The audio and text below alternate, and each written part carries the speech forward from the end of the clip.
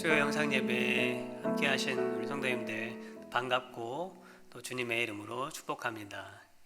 만나서 이렇게 얼굴 뵙고 하지는 못하지만 또 여러분들의 삶의 그 많은 모습들을 제가 일일이 다 알 수는 없지만 또 하나님께서 이 말씀을 통한 이 귀한 시간을 통해서 우리 영적인 교제가 있고 또 오늘도 말씀을 통해 각자의 삶 속에 주시는 그런 은혜가 넘치기를 간절히 소망합니다.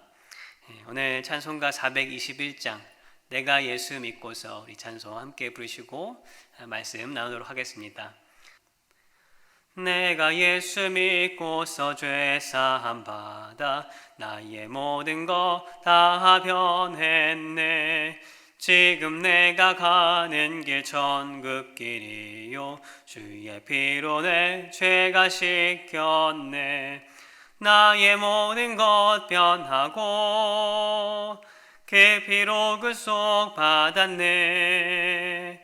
하나님은 나의 구원 되시오니 내게 정죄함 없겠네.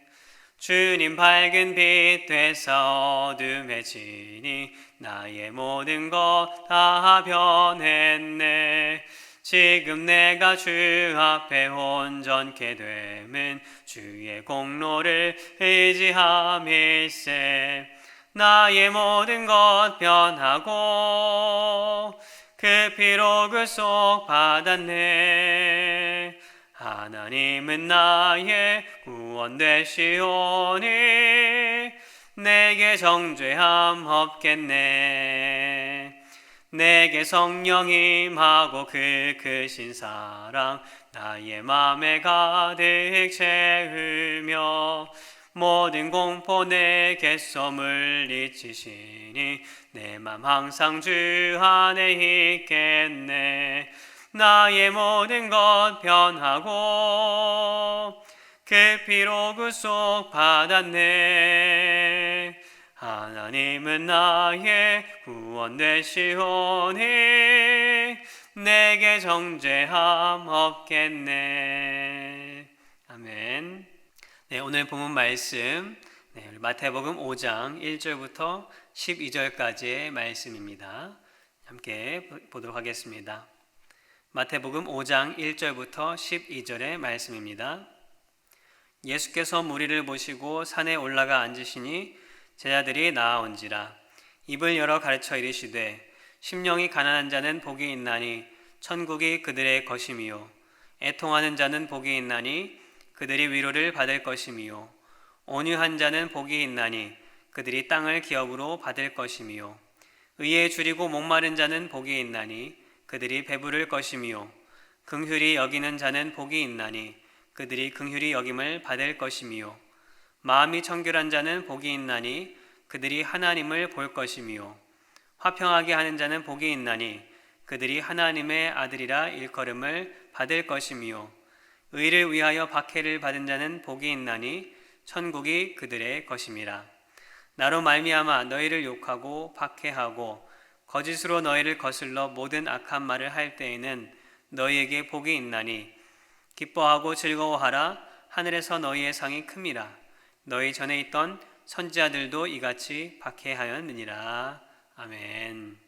우리 지난 시간부터 우리 5장 오늘 본문 말씀에 있는 이 팔복에 대해서 함께 말씀을 나누고 있습니다. 하나씩 이렇게 나누기 때문에 좀 시간은 좀 걸리지만 우리가 좀 더 깊은 묵상으로 그 은혜가 더할 수 있기를 소망합니다. 이 구원의 서정과 같이 그 안에 있는 연속성을 이 팔복에도 함께 적용을 하면서 서로 비교하면서 이 말씀을 나누고 있습니다. 이 심령이 가난한 자의 복이라는 것은 이 하나님을 향한 이 갈망함이 이 가난한 자의 어떤 그런 간절한 그런 것과 같이 있는 사람이 바로 심령이 가난한 자의 복을 누리는 것이다 라고 함께 나누었습니다. 즉 중생과 같이 성령님께서 내 마음을 만지셔서 부드럽게 하셔서 하나님을 향한 마음이 되도록 하는 것, 그것이 심령이 가난한 자의 복이다 라고 말씀했습니다. 둘째는 애통하는 자, 죄에 대해서 애통하고 회개하는, 또 그로 인해 죄 사함과 용성을 받는 자, 그 복이 우리에게 있다라고 말씀을 나누었습니다. 오늘은 그에 이어서 이 온유한 자의 복, 그리고 의에 줄인 자, 또 긍휼히 여기는 자의 복이 무엇인지 함께 나누어 보고자 합니다. 산상순이란 것을 생각해 보면 어쩌면 이 팔복의 순서와 단계들이 마치 산을 오르는 것과도 같은 그러한 순서들로 쓰여져 있다라고 볼 수가 있겠습니다. 그래서 나누어 보자면 이 심령이 가난한 자의 복, 또 애통하는 자의 복, 또 온유한 자의 복은 이 정상을 향해 오르는 등산의 전반부에 해당한다고 볼 수 있습니다. 대부분 자기 자신에 대한 것, 자기 성찰에 대한 것들이 전반부에 나오고 있습니다. 그래서 온유한 자의 복에 대해서 우리가 나눌 때 앞서 나눈 이 두 가지 복에 대해서 함께 연관해서 생각해 보면 좋을 것 같습니다. 그렇다면 오늘 나눌 이 세 번째, 이 온유한 자의 복은 무엇인가? 먼저 이 온유하다라는 뜻은 무엇입니까? 일반적으로 조용하고 화를 잘 내지 않고 부드럽고 어떤 따뜻한 어떤 그 성격을 말을 합니다. 그래서 누군가를 소개할 때 저 사람은 온유한 사람이다 라고 하면 어쩐지 뭔가 좀 다가가기 쉽다라고 생각하게 되는 그런 성품을 온유하다라고 말을 합니다.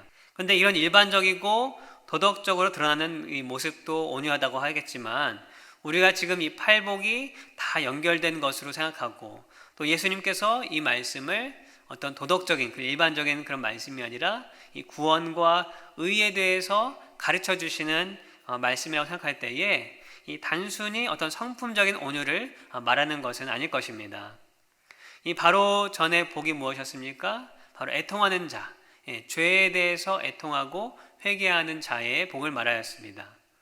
이 자신이 죄인이라는 것을 철저히 깨닫고 회개한 사람, 그 사람은 자기 자신에 대해서 어떻게 생각할까요? 뭔가 다른 사람과 문제나 의견 충돌이 있을 때 자신이 더 옳다고 열을 내면서 주장할 수 있을까요? 특별히 자신에 대한 문제에 대해서 그렇게 주장하는 사람이 죄에 대해서 애통한 사람일까요? 정말로 자신이 하나님 앞에 죄인이며 연약한 자라는 것을 깨닫고 고백하는 사람이라면 자신을 높이거나 자신이 잘났다고 하는 그런 일이 얼마나 부끄러운 일인지 아마 알 것입니다.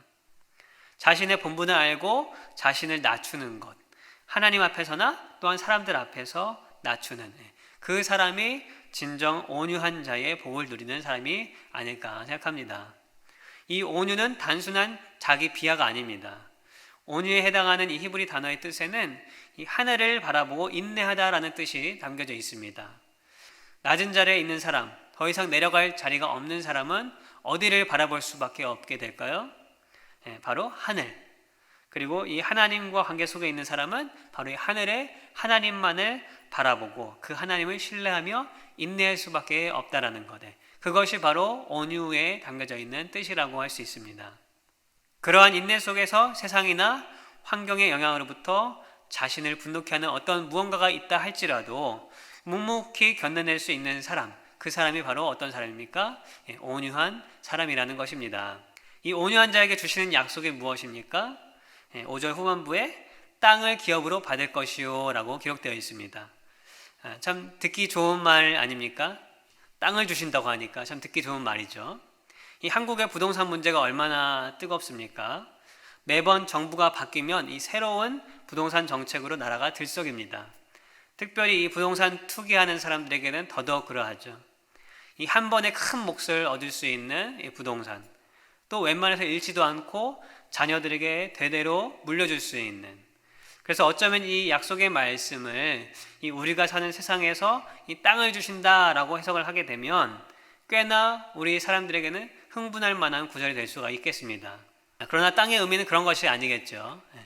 만약 그런 것이라고 하면은 이 교회 다니는 사람 중에 땅 없는 사람들, 집 없는 사람들은 더 서러워지는 말씀이 되겠죠.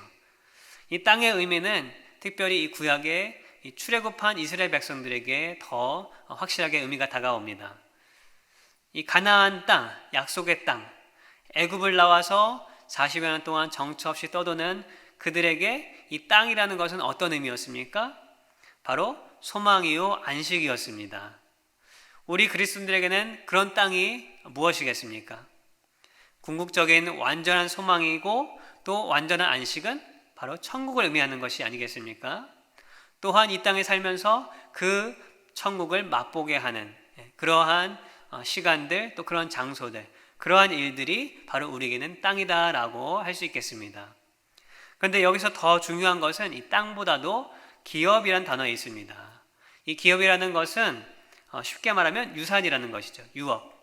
부모나 조상으로부터 물려받은 어떤 유업을 말합니다. 누가 유산을 받습니까? 일반적으로 부모와 자식의 관계가 있는 그 자녀가 그것을 받지 않습니까? 그렇다면 땅을 기업으로 받는 자는 누구를 의미하는가? 하나님과의 관계 속에서 보면 바로 하나님의 자녀들이 하나님의 기업을 받는 것이죠. 즉 온유한 자, 자신의 죄인됨을 알고 자신을 낮추는 사람에게 주어진 약속은 하나님의 자녀가 되는 복, 하나님의 자녀가 되는 복이 바로 주어진다라는 것입니다. 구원의 서정에서 비추어 보자면은 이 양자됨이라는 것과 비교해 볼 수가 있습니다.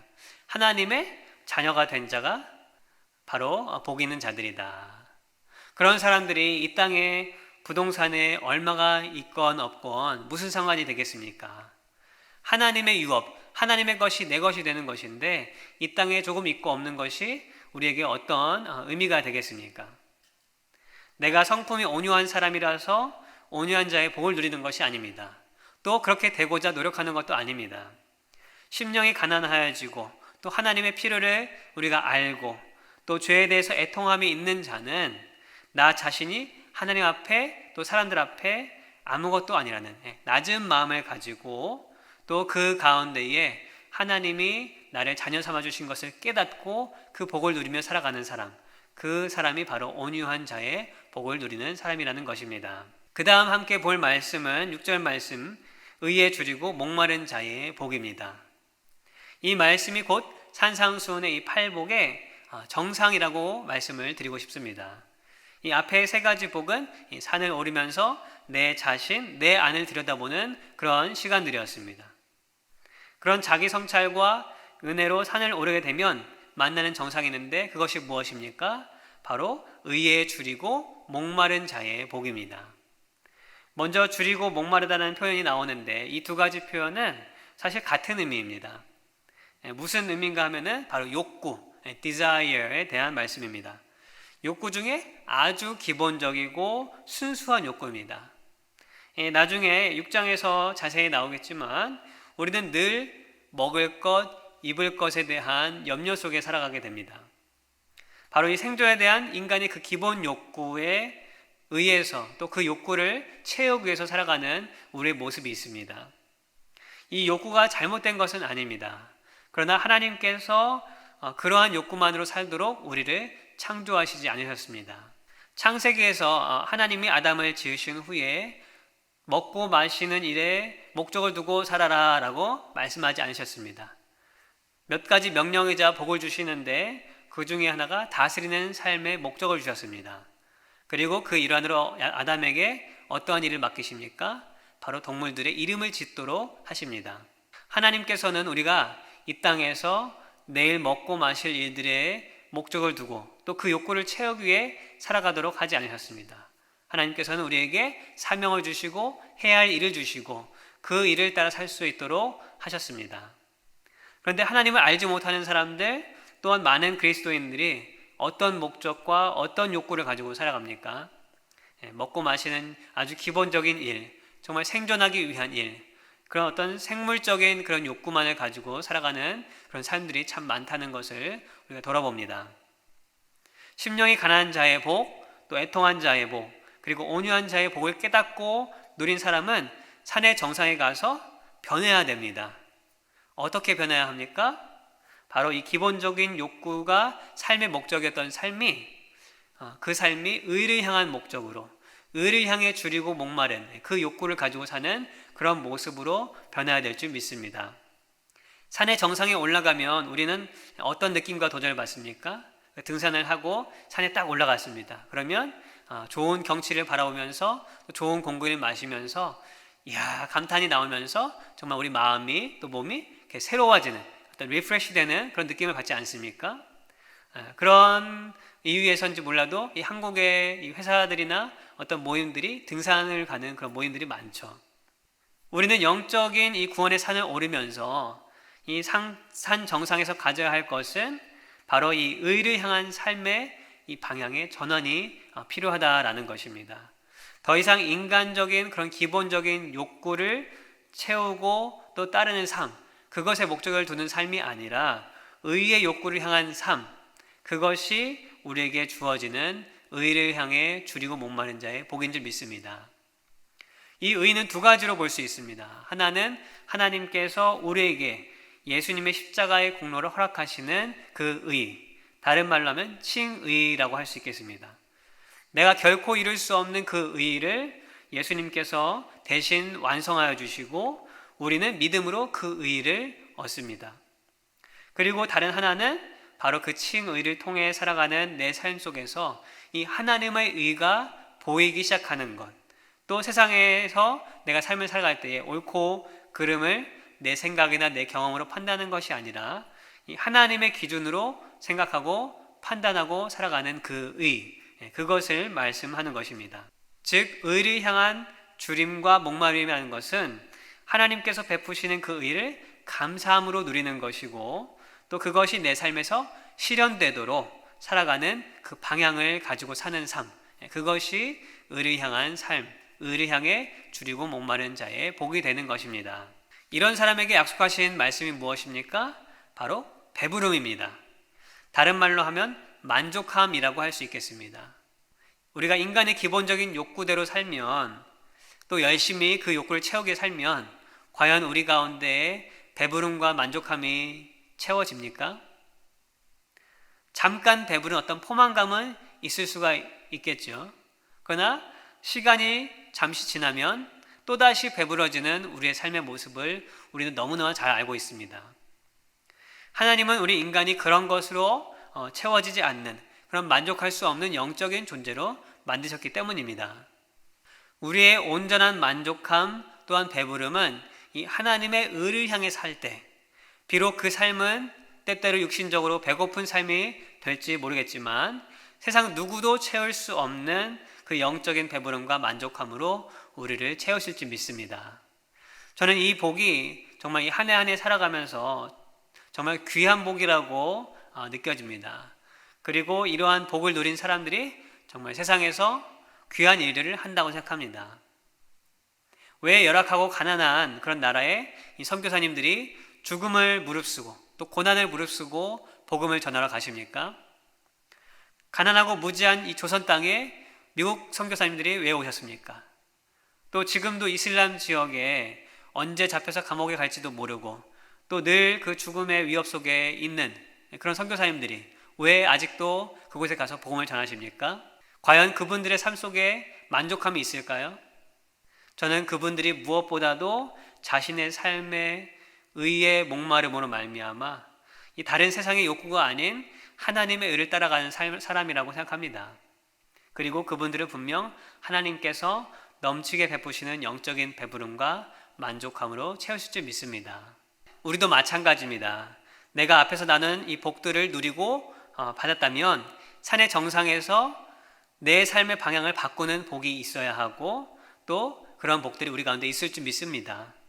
그 삶의 진정한 하나님이 주시는 이 만족함으로 또 행복을 누리고 살아가는 우리 모두가 되기를 소망합니다. 오늘 마지막으로 다룰 것은 바로 이 긍휼의 복입니다. 이 산의 정상에서 이제는 내려오는 단계, 즉 성화의 단계라고 볼 수 있겠습니다. 긍휼이라는 것은 어쩌면 쉽게 생각할 수 있는 말일 수가 있겠습니다만 일반적으로 우리가 긍휼이라고 하면은 어떻게 떠오릅니까? 어떤 자비, 연민, 동정과 같은 그 연약한 자를 돕는 그러한 것으로 생각할 수 있겠습니다. 이 하나님의 의를 깨닫고 의를 향해 살아가는 사람들이 다른 이들을 긍휼히 여긴다는 것은 어떻게 보면 자연스럽고 당연하다고 생각할 수가 있습니다. 그런데 좀 더 우리가 이 단어를 깊이 묵상해 보면 이 긍휼은 먼저 하나님과의 관계에서 나온 것이다 라는 것을 우리는 발견할 수 있습니다. 이 긍휼의 히브리적 어원은 어떤 자비나 연민이라기보다는 사랑에 가깝습니다. 그런데 그 사랑의 기본은 하나님께서 자신의 백성을 향한 이 언약, 말씀에 근거한 사랑을 뜻합니다. 구약을 통한 이스라엘 역사를 보시면 우리가 다 알겠지만 하나님께서는 이 아브라함을 통해서 약속의 말씀을 주십니다. 그리고 그 약속의 말씀에 따라서 이스라엘 백성들을 인도하십니다. 그런데 많은 시간 이스라엘 백성들이 어떻게 합니까? 그 하나님 앞에서 그 말씀에 신실하지 못하고 또 하나님을 떠나기도 하고 그러한 불순종의 모습들을 보입니다. 그럼에도 불구하고 하나님은 어떻게 하십니까? 그때마다 하나님은 그들을 붙들어서 다시 자리로 옮겨 놓으시고 또 떠나가도록 다시 한번 말씀으로 붙들어서 옮겨 놓으시고 그 사랑의 모습을 끝까지 보여주시는 그 하나님의 모습이 우리 성경을 통해서 알 수가 있습니다. 그 내용이 바로 그 사랑이 이 호세아 선지자를 통해서 극적으로 표현되기도 합니다. 바로 이 사랑의 모습이 오늘 본문 말씀인 이 긍휼의 단어에 담겨져 있다는 것입니다.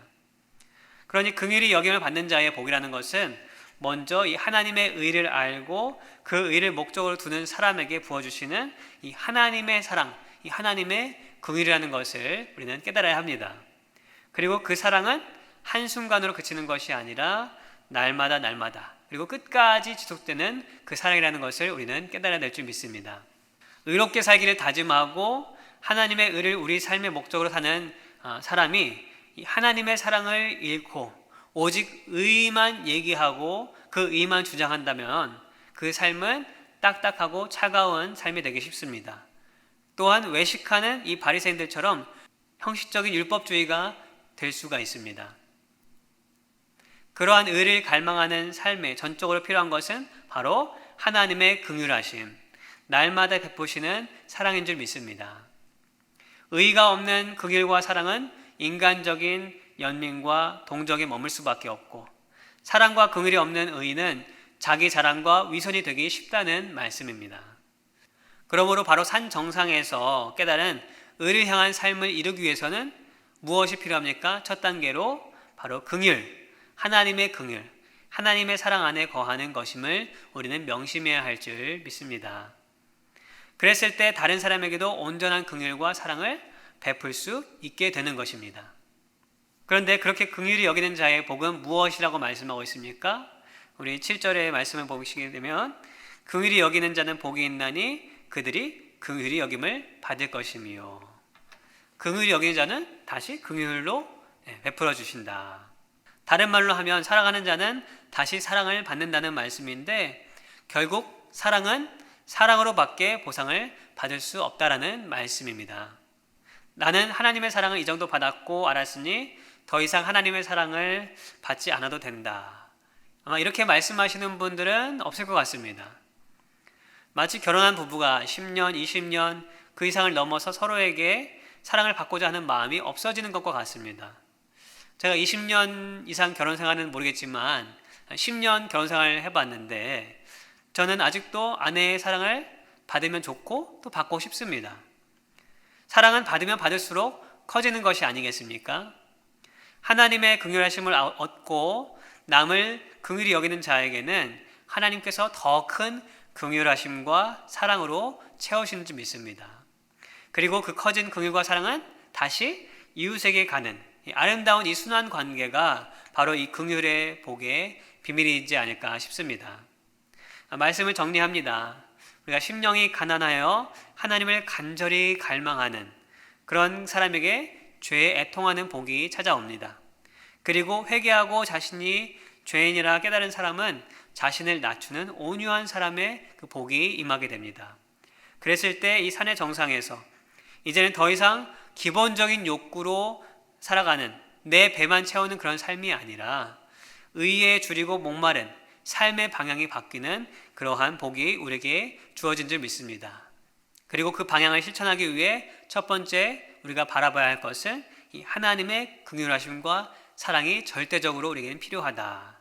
그리고 그것을 누린 사람들은 다른 이들에게 저절로 그 하나님의 긍휼과 사랑을 전파하는 그런 복된 사람이요 행복한 사람이 될 줄 믿습니다. 오늘도 이 말씀으로 나를 만지시는 그 주님과 함께하며 그 복을 누리는 우리 모두가 되기를 우리 주님의 이름으로 소망합니다. 기도하겠습니다. 하나님 아버지 감사합니다. 오늘도 우리에게 말씀을 주셨습니다. 이 말씀 깨닫고 또 나아갈 때에 우리 삶 가운데에 주님이 주시는 놀라운 복들이 넘치게 하여 주시옵소서.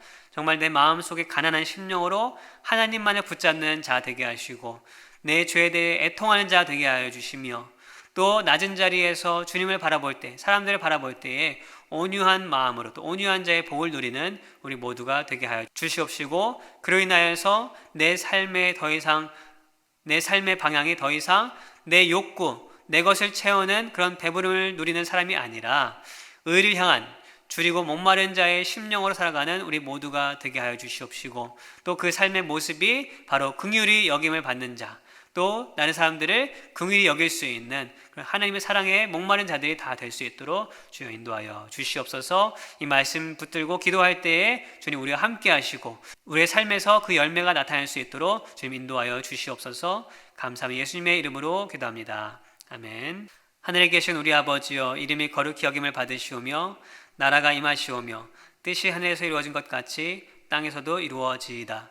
오늘 우리에게 일용할 양식을 주시옵고 우리가 우리에게 죄 지은 자를 사하여 준 것 같이 우리 죄를 사하여 주시옵고 우리를 시험에 들게 하지 마시옵고 다만 악에서 구하시옵소서. 나라와 권세와 영광이 아버지께 영원히 있사옵나이다. 아멘.